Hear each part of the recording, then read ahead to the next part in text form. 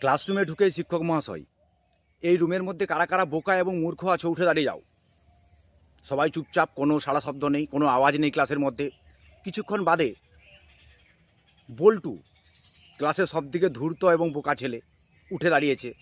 শিক্ষক মহাশয় তার দিকে তাকিয়ে বললেন, কিরে বল্টু, তুই তাহলে ক্লাসের সবথেকে বোকা এবং মূর্খ ছেলে? আজ্ঞে তা নয় স্যার, এই ক্লাসের মধ্যে আপনি একাই উঠে দাঁড়িয়ে আছেন তো তাই জিনিসটা দেখতে ভালো লাগছে না। স্ত্রী তার স্বামীকে বলছে, তাড়াতাড়ি কাপড় চোপড়গুলো কেচে ফেলো, তারপর অফিস যাবে। স্বামী রাগে অভিমানে সঙ্গে সঙ্গে বাড়ি থেকে বেরিয়ে যাওয়ার আগে স্ত্রীকে বলে গেলেন, উকিলের কাছে যাচ্ছি, আজকেই আমার ডিভোর্স চাই। কিছুক্ষণ বাদে নিঃশব্দ অবস্থায় স্বামী বাড়িতে প্রবেশ করেই চুপচাপ কাপড় কাচতে লেগে পড়লেন। স্ত্রী জিজ্ঞাসা করলো, উকিল কি বললো, ডিভোর্সের কি হলো? স্বামী বলছে, আর বলো না, উকিলের বাড়িতে গিয়ে দেখি উকিল নিজেই বাসন মাজছে।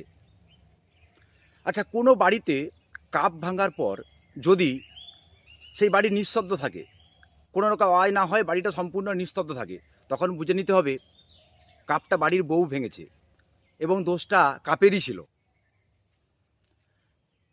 আচ্ছা, দুই মাতাল, একজন মাতাল অপর মাতালকে জিজ্ঞাসা করছে, দোস্ত বল তো এখন কটা বাজে? অপর মাতাল, দাঁড়া, জানতে হবে। পাশে থাকা একটি বাড়িতে দড়াম করে একটি মাতাল লাথি মারে। সেই বাড়ি থেকে একজন ভদ্র মহিলা বেরিয়ে আসে, বেরিয়ে এসে বলে, হারামজাদা, রাত্রি 3টা বাজে, তোদের এখনো মাদলামো গেল না, যা বাড়ি ফিরে যা। ভিক্ষুক, স্যার 20 টাকা দেন তো, কফি খাবো। 20 টাকা? কফির দাম তো 10 টাকা, 20 টাকা কি হবে? আগে স্যার সঙ্গে গার্লফ্রেন্ডও আছে। বা বা বা বা, ভিক্ষুক আবার গার্লফ্রেন্ড বানিয়েছে? আগে তা নয় স্যার, গার্লফ্রেন্ড আমাকে ভিক্ষুক বানিয়েছে। বল্টু, স্যার বল তো বল্টু, ভালোবাসার ওজন কত? আগে স্যার 80 কেজি। কি করে 80 কেজি বল?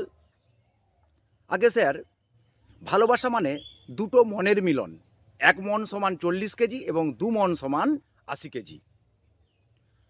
পুলিশের ছেলে পরীক্ষার সব খাতায় 0 নাম্বার পেয়েছে। পুলিশ তাকে বাড়িয়ে ডেকে আনলেন, বাড়িতে ডেকে এবার, হারামজাদা, সব খাতাতে 0 নাম্বার, বল তোকে কি শাস্তি দিই?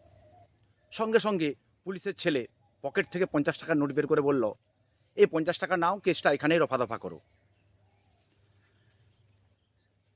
স্বামী স্ত্রীর জন্মদিনে, আচ্ছা বলো তো, আজ তোমার জন্মদিন, তোমাকে কি উপহার দেওয়া যায়?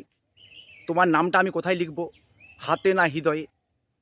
স্ত্রী, হাতেও লিখতে হবে না, হৃদয়েও লিখতে হবে না, লিখলে তোমার বাড়ির দলিলে লিখে রাখো। নমস্কার। কেমন লাগলো একটু বলবেন, আর অনুগ্রহ করে একটু শেয়ার করে দেবেন।